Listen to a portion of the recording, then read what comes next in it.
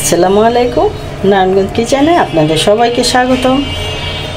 ঘুম থেকে উঠেই দেখি বাহিরে বৃষ্টি, আবহাওয়াটা খুব ঠান্ডা। বৃষ্টি যেহেতু হচ্ছে বাইরে, খিচুড়ি রান্না হবে না তা তো হতে পারে না। সেজন্য আমি এখানে নিয়েছি পোলাওয়ের চাল, আর নিয়েছি মসুরের ডাল, আর হচ্ছে মুগ ডাল।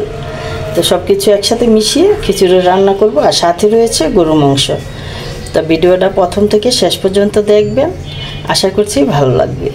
তাহলে চলুন এখন আগে খিচুড়িটা রান্না করে নেই, তারপরে গরু মাংসটা রান্না করব।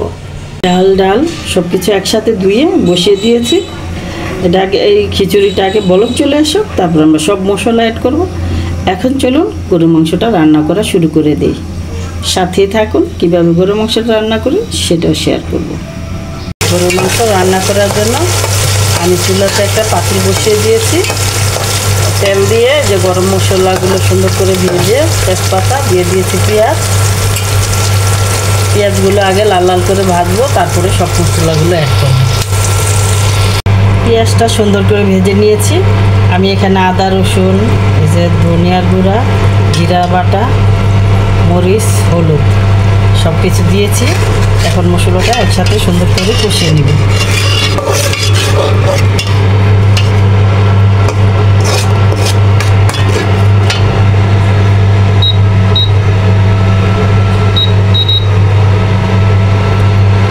মশলাটা ভালো করে কষানোর জন্য একটু পানি দিয়ে দিব।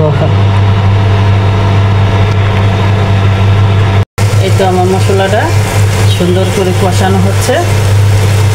এখন দিয়ে দিব স্বাদ মতো লবণ। স্বাদ মতো লবণ দিয়ে দিয়েছি। মশলাটাকে সুন্দর করে একদম তেলে ভাজা ভাজা করে কষিয়ে নিব। যখন দেখব তেল ছেড়ে দিয়েছে, তারপরে আমি মাংসগুলো দিয়ে দিব। মশলাগুলোকে সুন্দর করে কষানো হয়ে গিয়েছে। আমি এখানে গরু মাংসগুলো দিয়ে নেড়ে চেড়ে নিয়েছি। এখন ডেকে রান্না করব, সুন্দর করে কষাবো। বলক চলে আসছে, তো এখন দিয়ে দিব এই যে এলাচ, লং, দারচিনি আর তেজপাতা।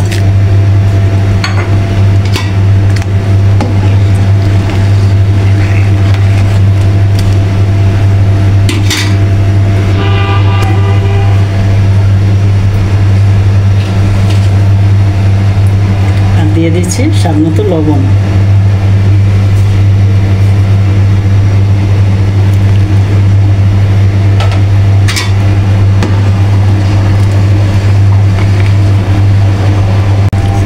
আর দিয়ে দিচ্ছি পেঁয়াজ, আর দিব আদা রসুন বাটা।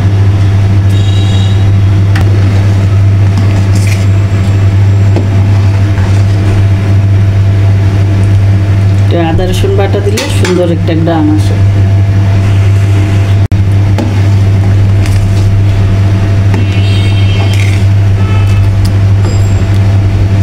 দিয়ে দিচ্ছি জিরা বাটা।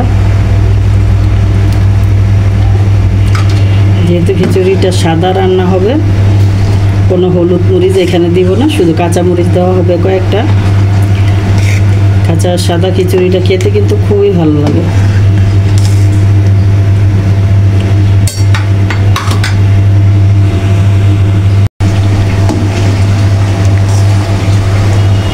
এই তো আমার খিচুড়ি প্রায় কমপ্লিট হয়ে যাচ্ছে। আমি কিন্তু খিচুড়িটা এইভাবে সাদাই রান্না করব, কোনো হলুদ মরিচ দিব না। একদিন রান্না করে অবশ্যই খেয়ে দেখবেন কেমন লাগে। এই যে দিয়ে দিচ্ছি কাঁচামরিচ।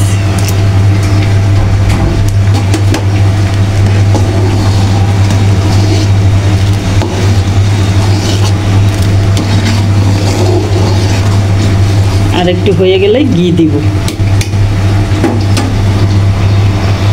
গরু মাংসটা একটু সুন্দর করে মশলার সাথে কষিয়ে নিয়েছি। এখন দিয়ে দিয়েছি আলু। আলুগুলো ভালো করে কষানো হয়ে গেলে আমি পরিমাণ মতো জল দিয়ে দিব।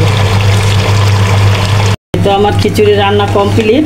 এই দেখুন ঘনত্বটা কেমন হয়েছে। এটা ঠান্ডা হলে আরও ঘন হয়ে যাবে। তাহলে এখন চুলাটা বন্ধ করে দিই।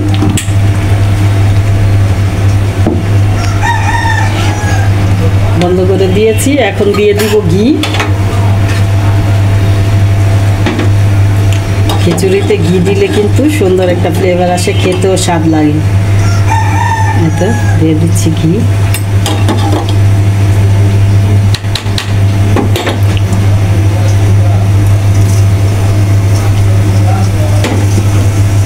মাংসের তরকারিও হয়ে গেছে। একটু ঝোল রাখবো বেশি, কারণ খিচুড়ি দিয়ে খাওয়া হবে, সেই জন্য একটু ঝোলটা বেশি প্রয়োজন।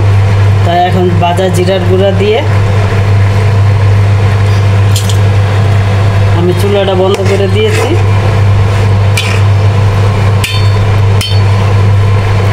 এই তো হয়ে গেল, এখন খাওয়া দাওয়ার পালা হয়ে গেল। সবাই মিলে খাচ্ছি খুব মজা করে, অনেক স্বাদ হয়েছে খিচুড়ি। আর এই হচ্ছে গরু মাংস তরকারি, একটু জাল জাল করে রান্না করেছি, খেতে কিন্তু খুবই মজা হয়েছে। তো আপনাদের কাছে কেমন লাগলো আমার আজকের ভিডিওটা? যদি ভালো লেগে থাকে তাহলে লাইক কমেন্ট শেয়ার করে পাশে থাকবেন, আর আমার চ্যানেলটাকে ফলো দিবেন।